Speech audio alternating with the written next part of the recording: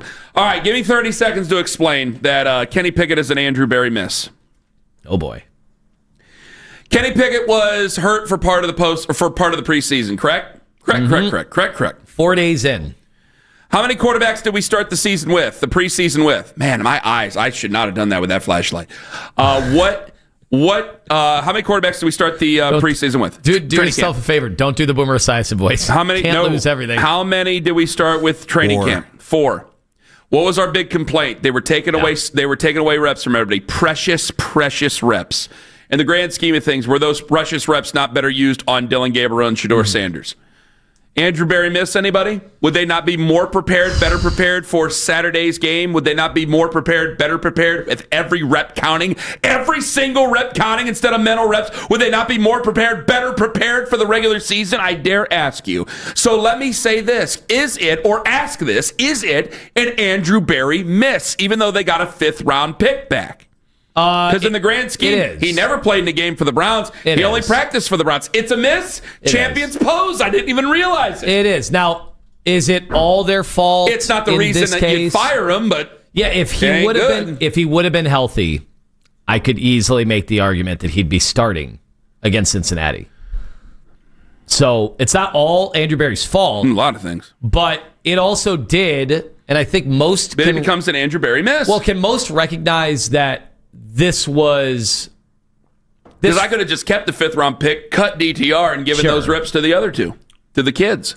The 4-quarterback camp, and I know it was unfortunate, but then they had to bring in another quarterback, and then he ends up getting the 2-minute drill rep, whatever, at the end of that preseason game. It never made sense to me because I felt like you're running this like a college situation where they had simultaneous football fields going, and that's just not the way to evaluate. It looked like a youth football camp. Yeah, to evaluate professional quarterbacks, especially when you have 3 young ones.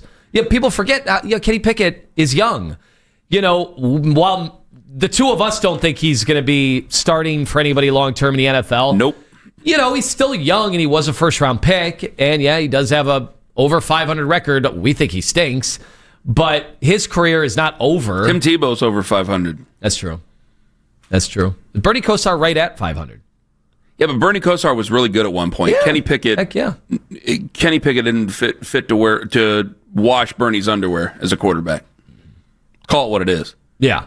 So so you agree with me? This is surprising. I do think it is. Now, in the end, am I being ticky-tack? I do want to say it is ticky-tack. I'll say that. Right now, and it's easy to say this on August 26th before they've played an actual real game, I am excited for Andrew Berry's rookies. I think it's the first time I can say that. I don't think I've ever been able to say that.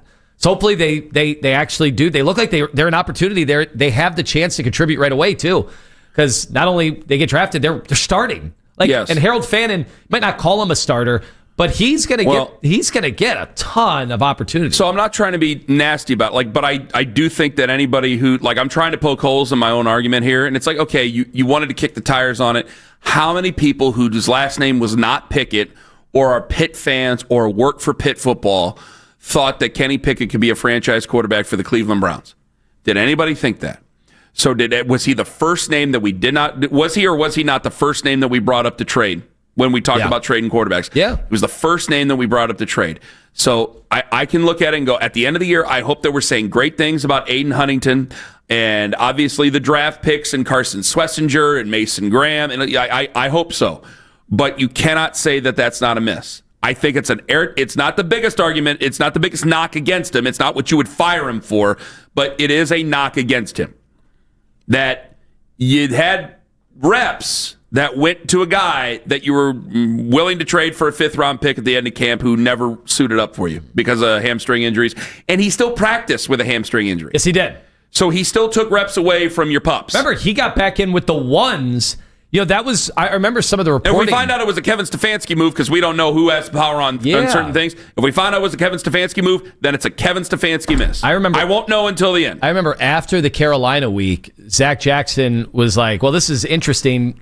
He's injured, but getting reps with the ones, so I guess next week Pickett's probably going to. And then, he's still out with the injury. So none of it made sense. 216-474-0092. I want to get to something else here in a second, but I want to get to Trent in Fort Worth, Texas. He's listening on the free Odyssey app. Hello, Trent. Man, I've been missing you guys. I've been busy, but listen, you guys were Shedeur Sanders to me. I had a bunch of shows to listen to, your other teammates on the station, and I made my cuts, and you guys are it, man. You guys are in. So I'm low to you guys now, but let me tell you something. Thank you, Trent. Let me tell you something, man. I will say this. I'm from New York. I did some work in Buffalo at a GR 550, and I watched quarterbacks when Buffalo was going through a hard time. But let me tell you something about Shedeur. I never said he should start the first week. I knew he had work to do. But how funny do people switch up? He had one bad preseason with a third-team line and looked bad. If Dylan, he's going to go through the same thing, guys. He's going to go through the same thing. And my question to you guys is this. First-round picks aren't a guarantee. You have two guys here. I still think Shedeur could pan out better than Dylan, but Dylan's looking great. But my point, this whole situation was, the whole Pickett trade made me mad. Shedeur made you mad? Well, because Shedeur got reps taken from him, and then finally a call up to him. And the only thing I have a problem with Kevin Stefanski was it's almost like if you put any of those quarterbacks behind what Shedeur did, and Shedeur compounds a lot of it on his own, but my gosh, he had no time, and I was like, how is this an evaluation? But Shedeur's going to be good. Dylan's going to be decent, but let me ask you a question. If you're Dylan Gabriel or Shedeur, and they're, foaming at the mouth for these quarterbacks for next year, are we in the same problem next year? As far, you mean like Shedeur's here, and then we'll have a new rookie and Dylan Gabriel? I mean, yeah, we're gearing up for that too, because, you're going to take a rookie. I don't know who it's going to be. And you're probably going to still have Shedeur, probably going to still have Dylan Gabriel. So it just starts another conversation all over again. Like, I agree with you. Like, one preseason game doesn't wreck a career, at least for a quarterback, at least in our situation. Yeah. But I also say, all right, what's it say? Like, can I try to look at it glass half full? Now, this is me trying to be rosy here. Okay, Dylan Gabriel and Shedeur Sanders, because let's throw the Carolina game in there as well.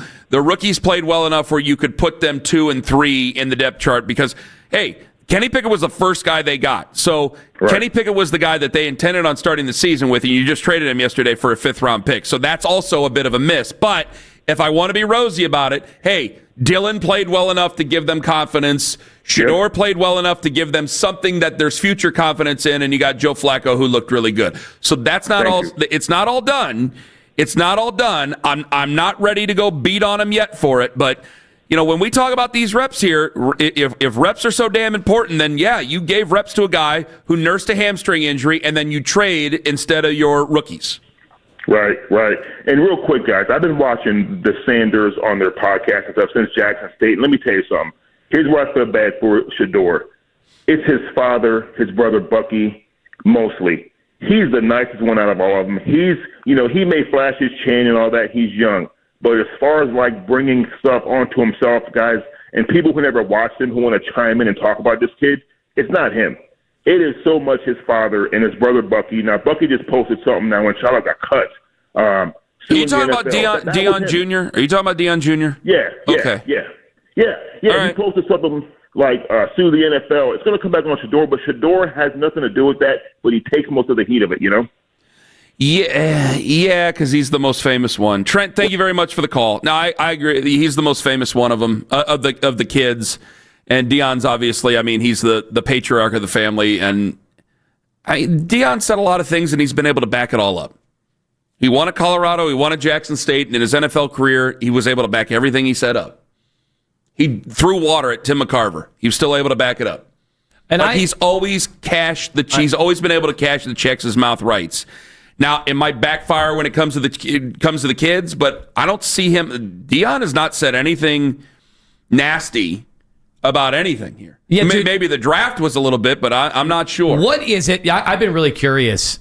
Without saying Deion, all right, and without talking about the national media and all their agendas or the grifters that are out there, what is it that you don't like about Shedeur Sanders?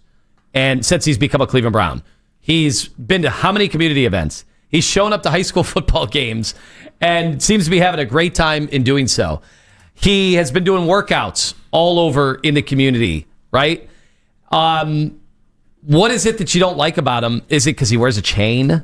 It's 2025. I think that Honestly, hey, the phone lines are open. Like, what is it? Because to me, if anything, he has been so quiet. He has not force-fed any kind of nonsense. The stuff has come with him because of his appeal, and I think some of his fan base, I think some of them, they're after us every day. Depending on the day. It depends. I think some of it is. I think some of it is he does have a very, very, very strong fan base, and they are very reactionary to anything that can be even conceived. Don't hold it against him, though. But I think they do. I think that people, because they get in these online fights with people, I think they hope for his downfall. I think the other thing is, and I think that a lot of people had to battle this, is that, like it or not, his father changed the way we look at college football. His father changed the way we look at the entire landscape of it. There are guys who grinded it out for 20 years for their shot to be the head coach at a Sun Belt school. And Deion is Deion and went right from a television desk fast track to Jackson State, was there for 2 years, got that program humming, and then went to Colorado. And there were a lot of people going, okay, now you're with the big boys and you're one of the bad programs in college football, and then got that thing turned around.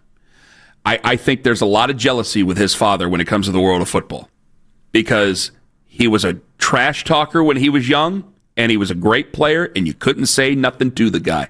And now he's a trash talker as a head coach, and people root for his downfall, and you really can't say much to the guy because the standard at Colorado is different. If he would have taken the Florida State job and turned in the year they had last year, maybe people could say something like that. Not good enough. But Colorado being flat on its ass for most of a decade before he got there, I think a lot of people were kind of expecting a downfall, and then they were surprised and angered that it was a lot better than what we thought it was going to be.